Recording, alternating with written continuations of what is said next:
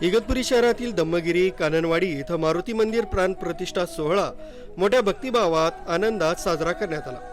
या प्रसंगी मारुती रायाची प्राण प्रतिष्ठा, पूजा अर्चना आदी धार्मिक विधी करून महाप्रसादाचं आयोजन करण्यात आलं। गावातील महिला भगिनींसह इगतपुरी नगर परिषदेचे सर्व नवनिर्वाचित नगराध्यक्ष, उपनगराध्यक्षासह नगरसेवक यांनी मारुती रायाचे दर्शन घेऊन महाप्रसादाचा लाभ घेतला। या प्रसंगी मारुती भक्त मल्हारी बिन्नर यांनी अधिक माहिती दिली।